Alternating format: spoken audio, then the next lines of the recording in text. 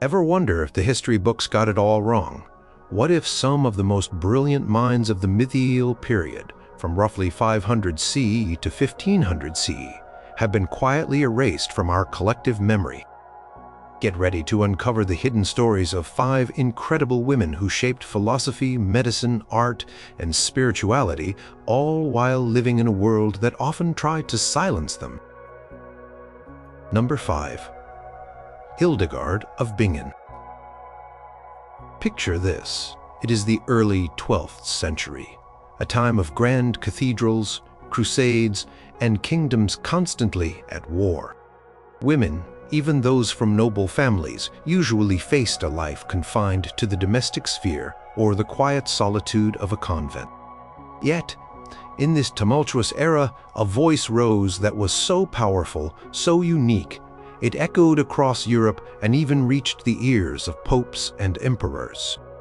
That voice belonged to Hildegard of Bingen, a woman who defied every expectation and became a true medieval superstar even if her fame dimmed for centuries after her death. Born in 1098, Hildegard was the 10th child of a noble family in Bermersheim, a region that is now part of Germany. From a very young age, she was reported to experience intense visions, vivid and often overwhelming sensory perceptions that she understood as divine communications. These were not just fleeting thoughts or dreams. They were full immersive experiences, sometimes accompanied by physical symptoms like temporary blindness or severe pain. Tender age of 8, her parents, following a common practice of the time for families with many children and a desire for spiritual merit, pledged her to the church. She was placed under the care of Jutta of Sponheim, an anchoress who lived in a small cell attached to the Benedictine monastery of Disibodenberg. Life as an anchoress was one of extreme asceticism and isolation. Jutta was a deeply spiritual woman, and she provided Hildegard with her early education, teaching her to read and write Latin, to chant the Psalms, and to understand the Scriptures. This was a rare opportunity for a girl in the medieval period, and it laid the foundation for Hildegard's later intellectual and artistic achievements. When Jutta died in 1136, the nuns of Disibodenberg, who had grown in number under Jutta's influence, unanimously elected Hildegard as their new leader. This was a pivotal moment. Hildegard, at 38, was now in charge of a growing community of women, and her responsibilities expanded far beyond her former secluded life. The visions that had begun in her childhood continued, becoming more intense and frequent. For years, she kept them secret, fearing ridicule or even accusations of heresy. But around the age of 42, a profound event occurred. She later described it as a command from God to write down what you see and hear. This was a terrifying prospect. She was a woman unaccustomed to public speaking or writing for a wider audience, and the visions were complex, encompassing theological, cosmic, and moral themes. She initially resisted, falling ill from the internal struggle. It was only with the encouragement of a fellow monk, Volmar, who became her lifelong scribe and confidant, and her confessor, Kuno, that she began to record her experiences. Her first major work, Scivias, meaning Know the Ways of the Lord, took 10 years to complete, from 1141 to 1151. It is a monumental text, filled with detailed descriptions of 26 visions, each followed by an elaborate theological explanation. The language is rich and symbolic, depicting cosmic eggs, celestial beings, and the struggle between good and evil. What makes Scivias truly remarkable is not just its spiritual depth, but its artistic quality. The original manuscript was lavishly illuminated with 35 intricate miniatures believed to have been designed or at least overseen by Hildegard herself. These images are vibrant and otherworldly, reflecting the unique nature of her visions. Scholars who study her work, such as Barbara Newman, highlight how these visual elements were integral to Hildegard's communication of divine truth a multimedia approach centuries before its time. Hildegard's growing fame, fueled by the compelling nature of Scivias, attracted attention from powerful figures. Pope Eugenius III, hearing of her visions, appointed a commission to investigate her claims. When they reported favorably, the Pope himself wrote to Hildegard, encouraging her to continue writing and acknowledging the divine source of her inspiration. This papal endorsement was a game-changer. It gave Hildegard an unprecedented level of authority and protection, allowing her to speak and write freely in a world where women rarely held such a public platform. With this newfound legitimacy, Hildegard embarked on a new phase of her life. She became a public figure, corresponding with emperors, kings, popes, abbots, and abbesses across Europe. Her letters, collected in Letters of Hildegard of Bingen, reveal a woman of sharp intellect, strong will, and deep conviction. She did not shy away from admonishing powerful men for their sins or offering political advice. She even undertook 4 extensive preaching tours, a truly extraordinary feat for a medieval nun. She spoke in public squares, churches, and cathedrals, urging both clergy and laity to reform their lives and embrace spiritual renewal. This was almost unheard of for a woman of her time whose role was typically to be seen and not heard, especially in public discourse. But Hildegard was not just a mystic and a preacher. Her genius extended into multiple fields. She was a prolific composer. Her collection of 77 liturgical songs known as Symphonia Harmonia Celestium Revelationum, Symphony of the Harmony of Celestial Revelations, is one of the largest bodies of work by a single medieval composer. Her music is characterized by soaring melodies, wide vocal ranges, and a unique, ethereal quality that perfectly complements her visionary texts. She even wrote the first known morality play, Ordo Virtutum, Order of the Virtues, where allegorical figures like humility, charity, and the devil engage in a spiritual drama for the soul. Scholars who analyze medieval music often point to Hildegard's distinct style, a departure from the more rigid Gregorian chant of her era, as truly innovative. Beyond theology and music, Hildegard was also a keen observer of the natural world and the human body. She wrote 2 important scientific and medical treatises, Physica, Natural History, and Causae et Curae, Causes and Cures. Physica is a compendium of knowledge about plants, animals, stones, and metals, describing their medicinal properties and uses. Causae et Curae delves into the causes of diseases, their symptoms, and remedies, drawing upon both traditional folk medicine and her own intuitive understanding of the body. She wrote about the humors, the balance of bodily fluids, and even offered insights into mental health, seeing connections between physical ailments and spiritual well-being. Modern scholars like Victoria Sweet have explored Hildegard's medical theories, noting her holistic approach and her emphasis on diet, rest, and emotional balance, aspects that resonate with contemporary health practices. Hildegard's life was not without challenges. In 1150, guided by another vision, she made the bold decision to move her community of nuns from Disibodenberg, which she felt was becoming too cramped and subject to the authority of the monks, to a new independent monastery at Rupertsberg near Bingen. This move was met with fierce resistance from the abbot and monks of Disibodenberg, who did not want to lose the income and influence of her prosperous and famous community. It was a long and arduous struggle, but Hildegard, with her characteristic determination, eventually prevailed, securing her nuns' autonomy. This act cemented her legacy as a formidable leader who prioritized the spiritual and material well-being of her community. Later in her life, she faced another significant challenge. In 1178, a young nobleman was buried in her convent cemetery after having been excommunicated, which meant he was formally cast out of the church. The local clergy demanded that his body be exhumed and removed. Hildegard, however, refused.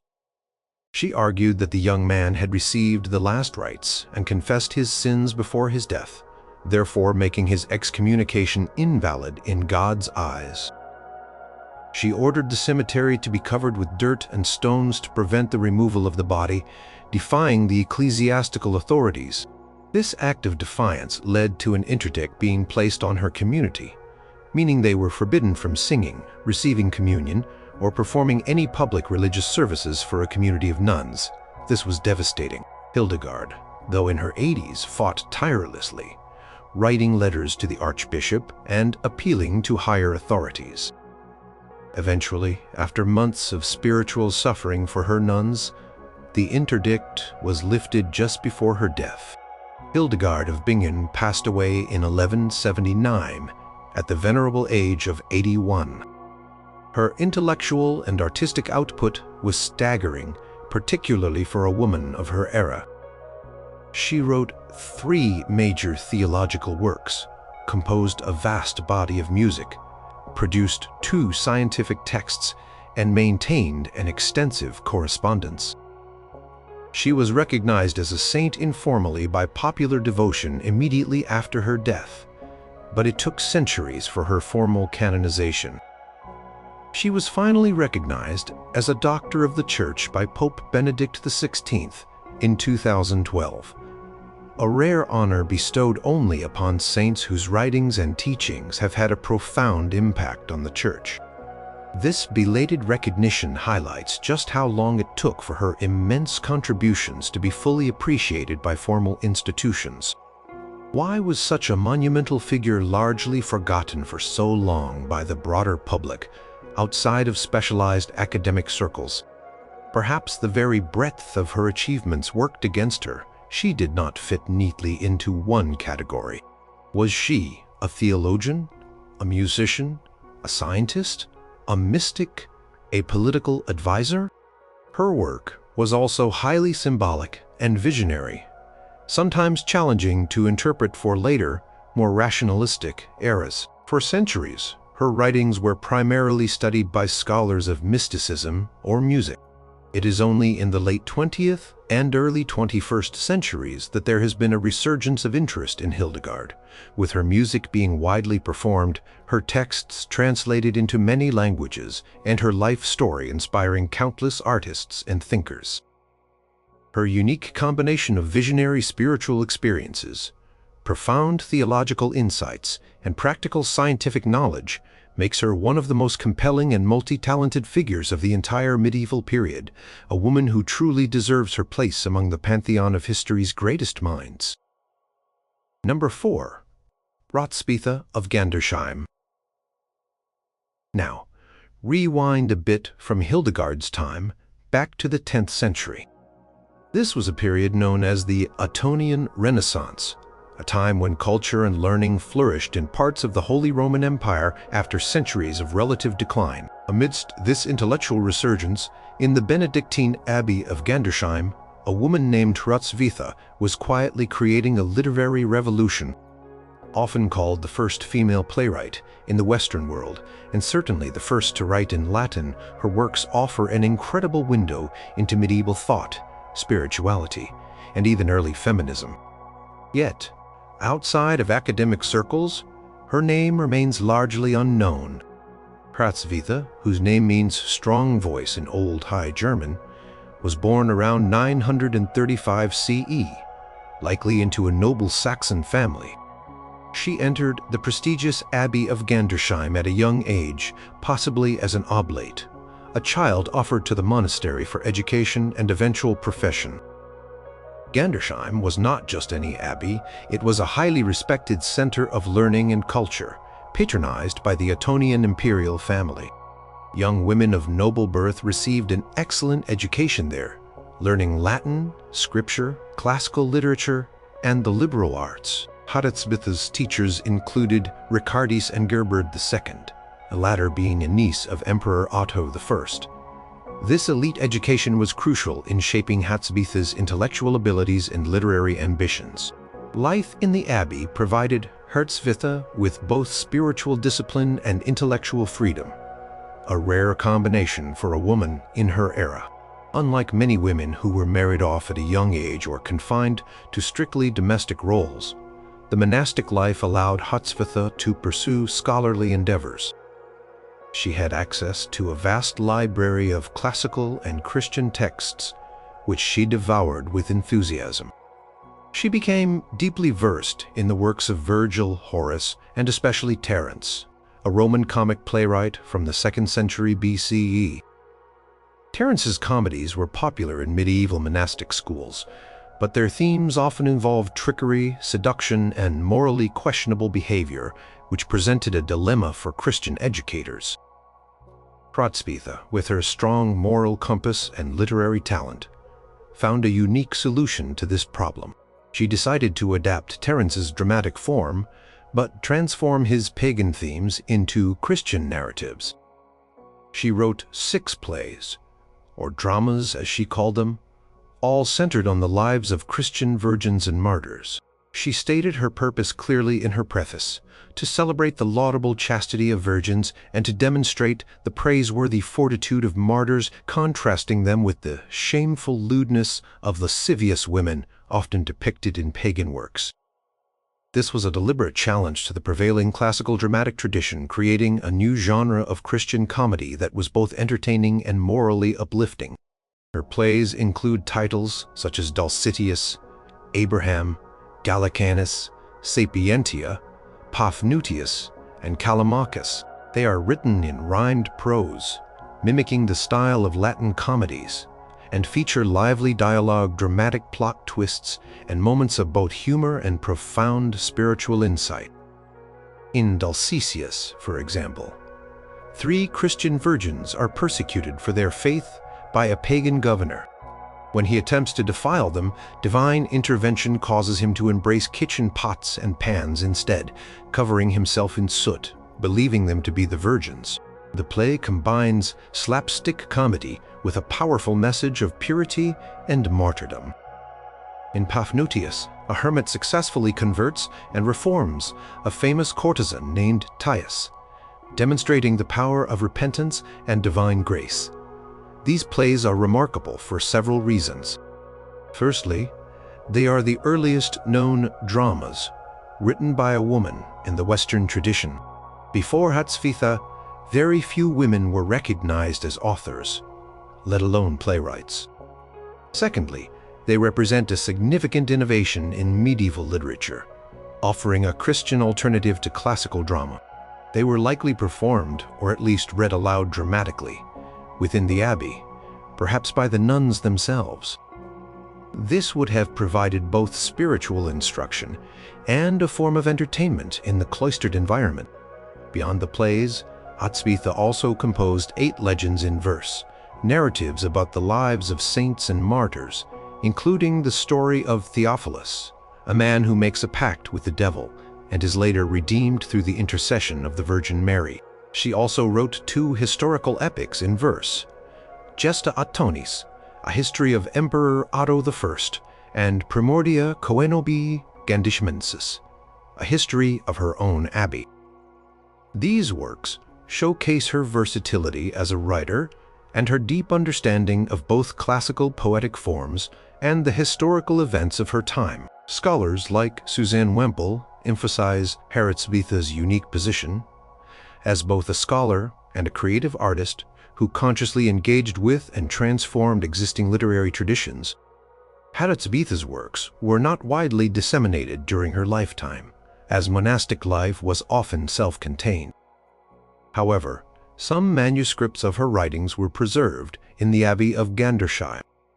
Her work was rediscovered in 1493 by Conrad Celtus, a German humanist scholar who found a manuscript in a monastic library and published it.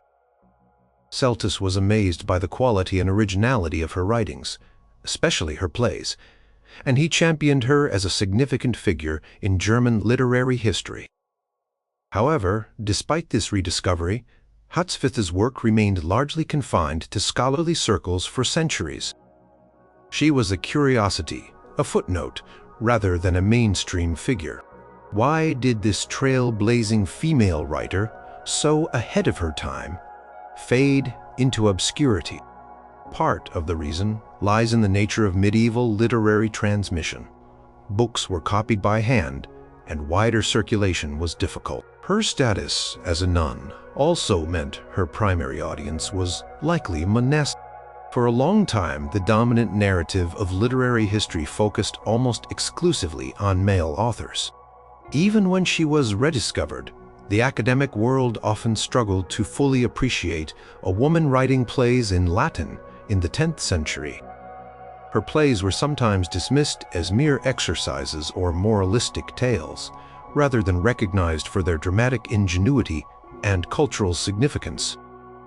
It took until the 20th century, particularly with the rise of feminist literary scholarship, for Hrotsvitha to receive the serious attention she deserved. Scholars began to analyze her plays not just for their moral content, but for their clever dramatic structure, their subversion of classical tropes, and their portrayal of strong, intelligent female characters who often outwit their male persecutors.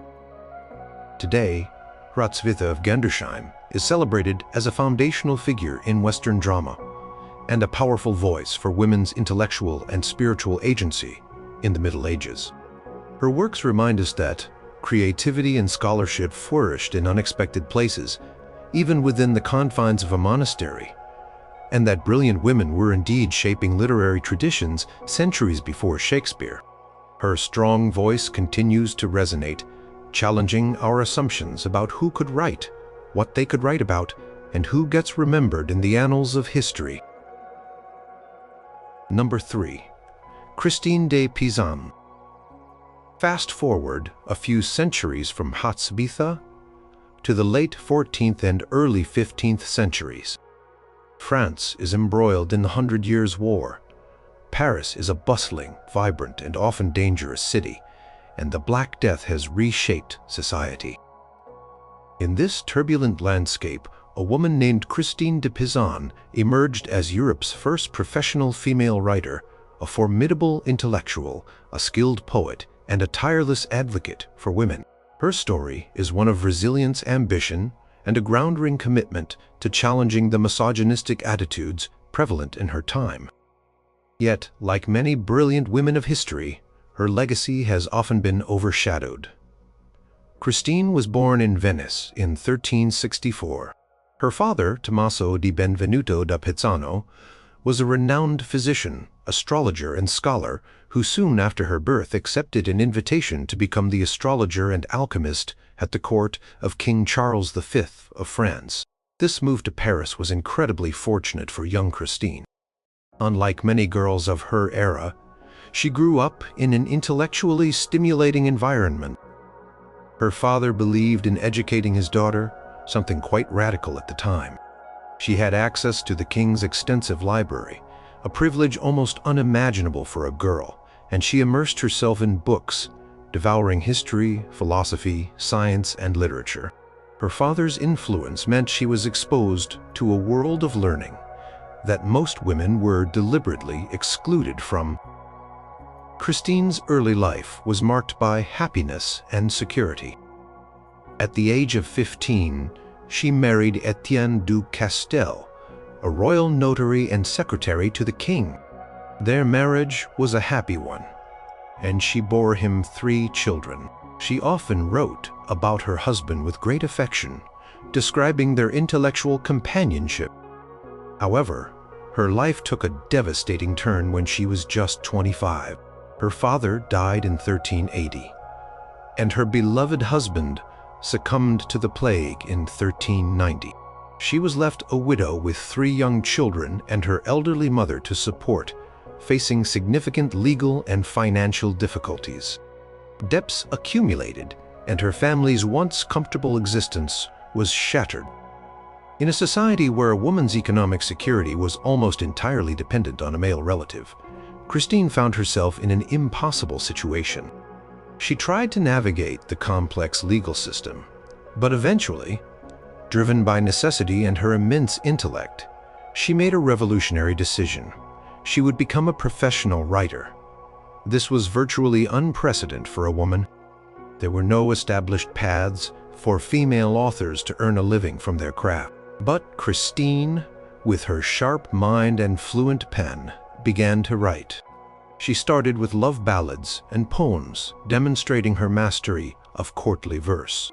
Her elegant style and poignant themes quickly gained her recognition among the Parisian aristocracy. She became a successful court poet, receiving commissions from nobles and even from members of the royal family. But Christine was not content to merely write pretty poems. She was deeply concerned with the moral and political issues of her day, especially the ongoing civil unrest in France and the constant slandering of women in popular literature. Her most famous and enduring work is the Book of the City of Ladies, completed in 1405. This allegorical work is a powerful and direct response to the prevalent misogynistic literature of her time, which often portrayed women as inherently evil, manipulative, and intellectually inferior. Christine frames the book as a dialogue with three allegorical figures: reason, rectitude, and justice. These virtues appear to her in a dream and instruct her to build a metaphorical city, a sanctuary for women, by compiling a vast collection of biographies of virtuous, intelligent, and accomplished women from history, mythology, and the Bible.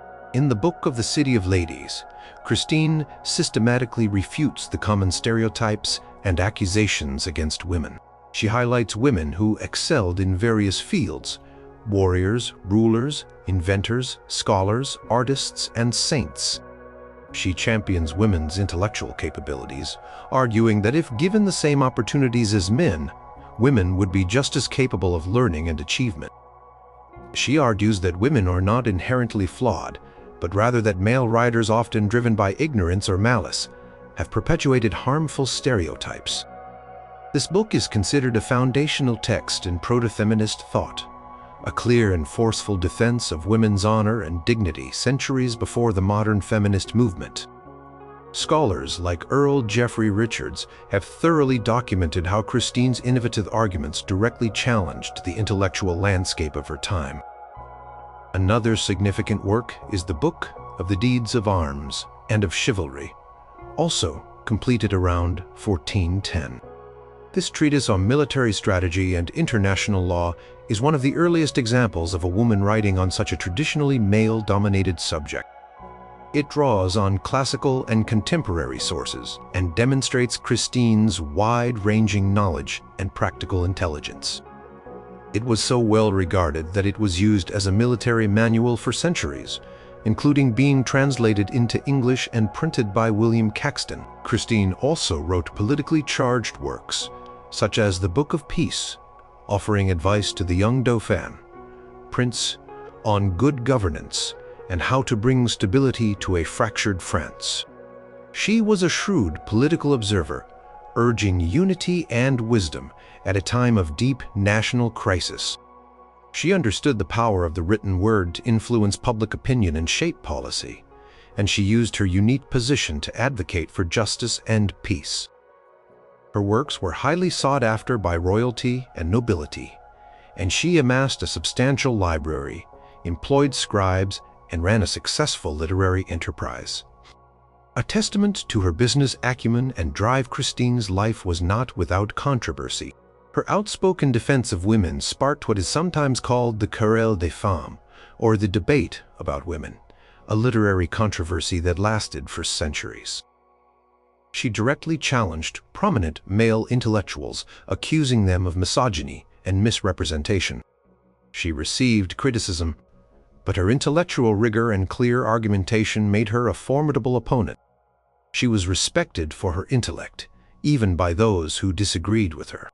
The political turmoil of France eventually forced Christine to retreat from public life. The English invasion and the escalating civil war made intellectual pursuits dangerous and financially precarious. After the Battle of Agincourt in 1415, she retired to a convent, likely the Abbey of Poissy, where her daughter was a nun.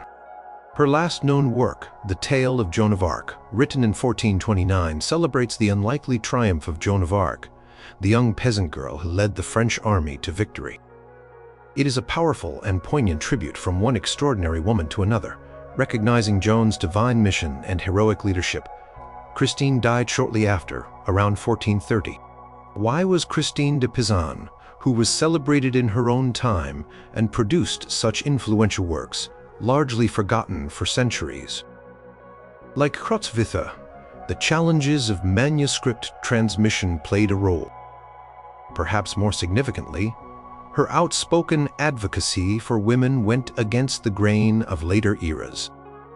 The Renaissance and subsequent periods often romanticized classical antiquity while sidelining medieval intellectual achievements, especially those by women. It wasn't until the 19th and 20th centuries, with renewed interest in medieval studies and the emergence of feminist scholarship, that Christine's groundbreaking contributions were fully recognized. Modern historians, such as Charity, Cannon, Willard, have tirelessly worked to bring Christine's life and works back into the mainstream, positioning her as a pivotal figure in Western intellectual history and a beacon for women's rights. Her City of Ladies is now widely taught in universities, and her life story inspires generations to challenge the status quo. She was a woman who dared to write herself into history, and her words continue to resonate today. Number 2. Julian of Norwich. Imagine a world where pestilence sweeps through towns, where life is short and precarious, and where the prevailing religious dogma emphasizes sin, punishment, and a terrifyingly distant God. This was the late 14th century, a time of immense suffering and spiritual upheaval in England, following the Black Death. Amidst this backdrop of fear and uncertainty, a quiet voice emerged from the city of Norwich, offering a message of profound comfort, unconditional love, and radical hope. This voice belonged to Julian of Norwich, a mystic and theologian who became the first woman known to have written a book in the English language. Yet, for centuries, her revolutionary insights remained largely hidden, known only to a few dedicated spiritual seekers. Julian's exact identity remains shrouded in mystery. We do not know her birth name, her family background, or the precise details of her early life. Julian is likely a name she adopted from the Church of St. Julian in Norwich, where she lived as an anchoress.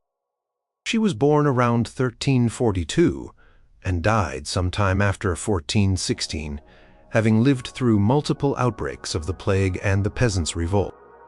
Norwich itself was a bustling medieval city, a hub of trade and religious activity second only to London in size and importance. It was a city rich in religious life, with numerous churches, monasteries, and a strong tradition of lay piety and mysticism. A pivotal event in Julian's life occurred in May 1373, when she was 30 years old. She fell gravely ill, to the point where she was given the last rites and expected to die.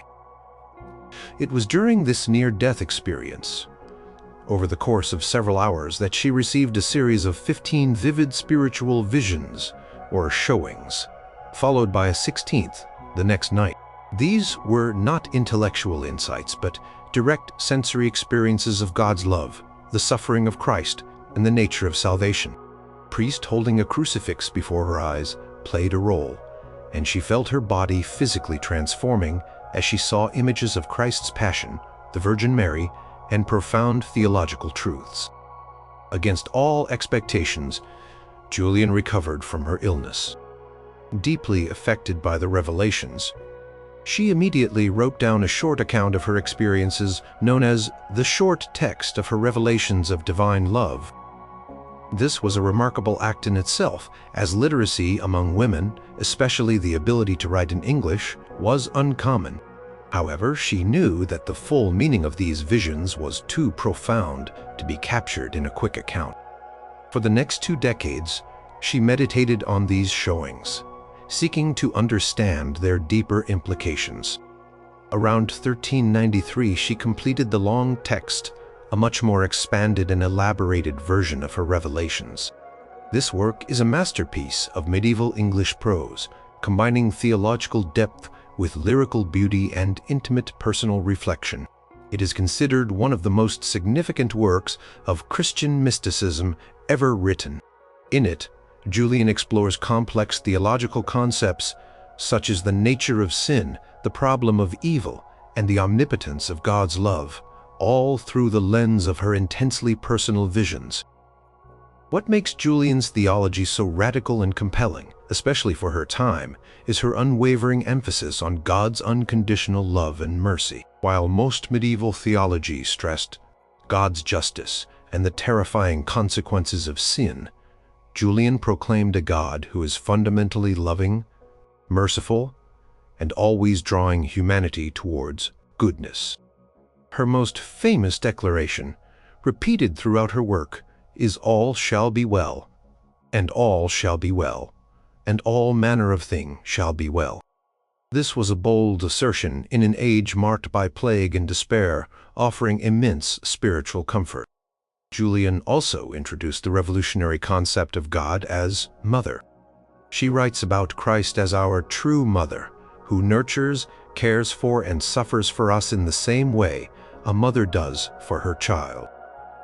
This maternal imagery for God was highly unusual and challenged traditional patriarchal interpretations of the divine. She portrays God not as a distant judge, but as an intimately present, tender, and compassionate parent who embraces humanity in love. Her theology of creation is also deeply affirmative, seeing all of existence. Even a tiny hazelnut she sees in a vision as held in the palm of God's hand and sustained by love. Scholars like Elizabeth Spearing highlight Julian's unique ability to merge profound mystical experience with systematic theological reflection, making her an extraordinary figure. After completing her long text, Julian made another significant life choice. She became an anchoress. An anchoress was a recluse who lived in a small cell, usually attached to the wall of a church, with a single window opening into the church so she could participate in services, and another opening to the outside world, through which she could receive food and offer spiritual advice to visitors. This was a form of extreme asceticism and devotion, a literal withdrawal from the world to pursue a life of prayer and contemplation. For Julian, it provided the quiet solitude necessary to continue her profound spiritual work and to share her wisdom with others. Records indicate that she was visited by many people seeking her counsel, including the famous mystic Marjorie Kempe, whose own autobiography records her meeting with Julian. Despite the profound spiritual significance and literary beauty of her work, Julian of Norwich was largely forgotten for centuries. Her writings were not widely copied or distributed.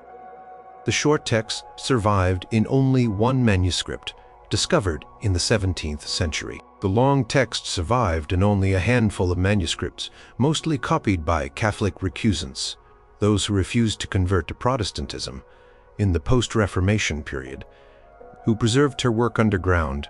The reasons for this neglect are complex.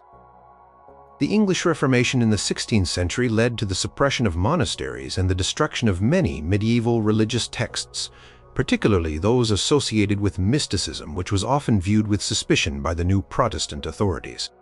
As a woman writer and a mystic at that, her work might have been seen as less authoritative or relevant by later, more male-dominated theological circles. It was not until the 20th century that Julian's revelations of divine love was rediscovered and published for a wider audience.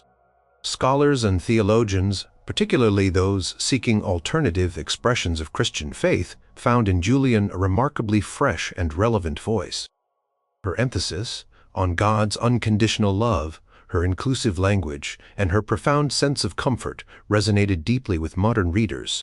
Today, her showings are widely available in numerous editions and translations, studied in universities, and cherished by spiritual seekers of all backgrounds. She is now recognized as one of the most important figures in English literature and Christian spirituality. A woman who, from the solitude of her cell, articulated a vision of divine love that continues to inspire and challenge us today, reminding us that even in the darkest times, all shall be well. Number 1. Trotula of Salerno. Step back in time to the 11th or 12th century, to a vibrant city in southern Italy, Salerno.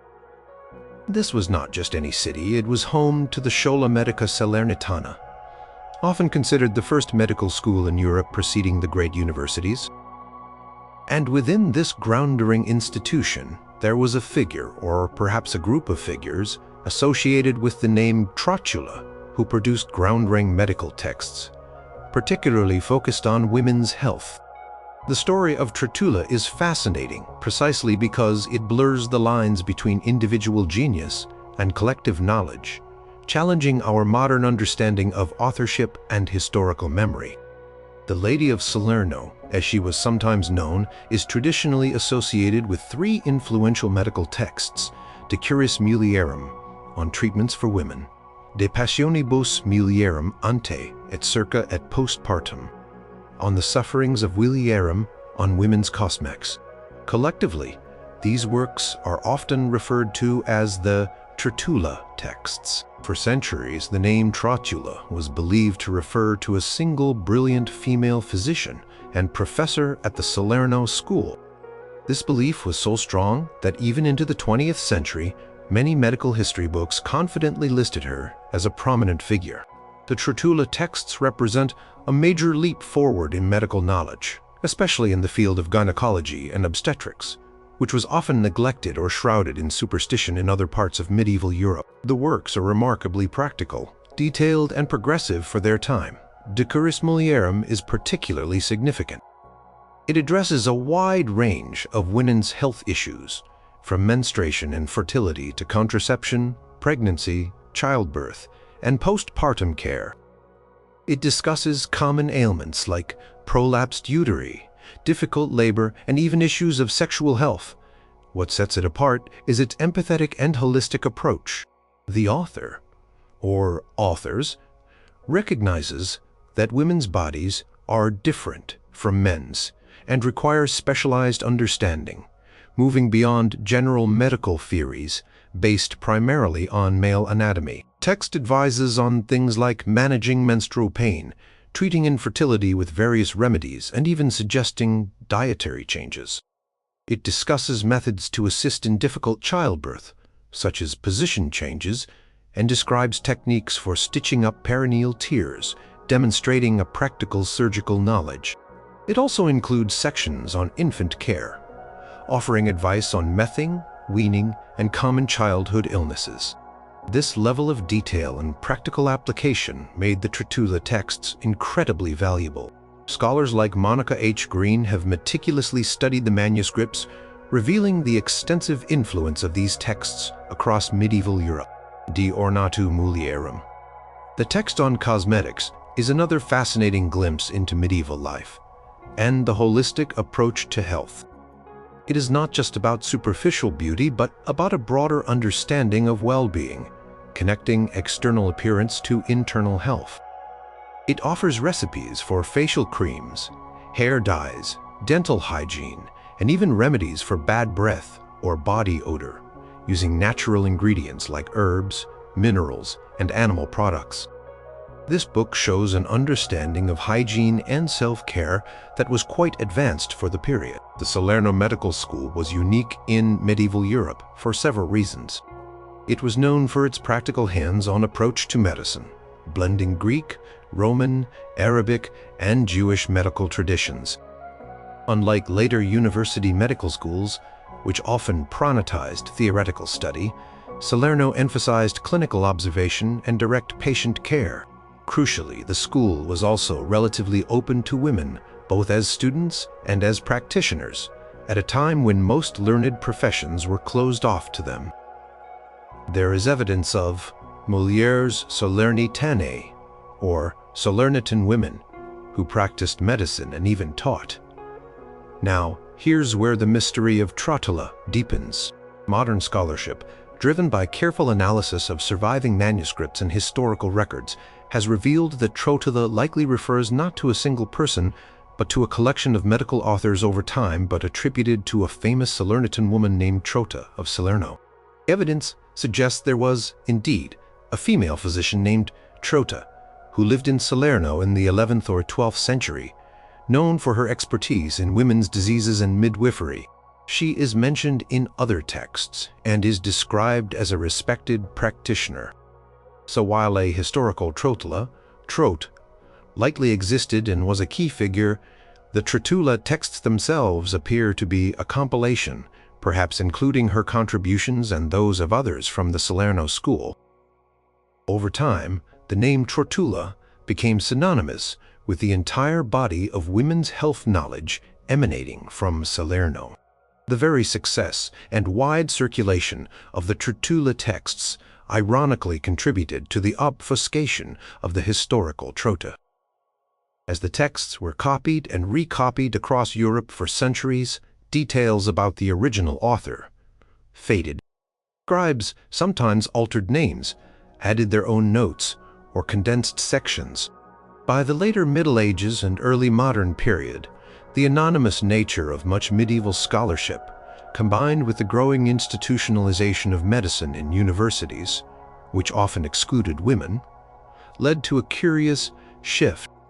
Some scholars began to doubt that a woman could have written such comprehensive and authoritative medical treatises.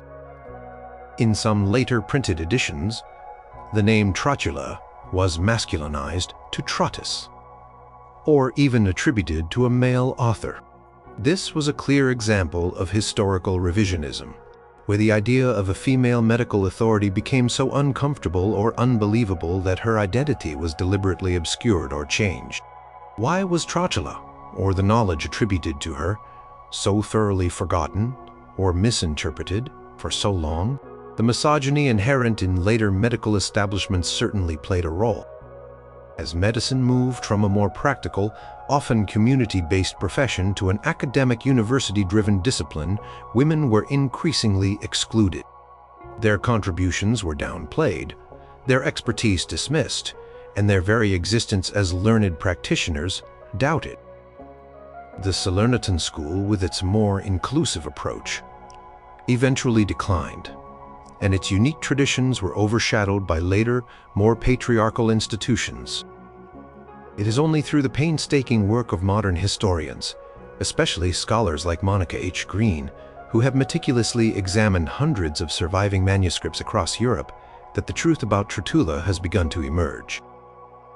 By analyzing linguistic patterns, historical context, and the evolution of the texts, they have pieced together the story of a real, highly respected female physician, Trota, whose work formed the core of a significant body of knowledge about women's health.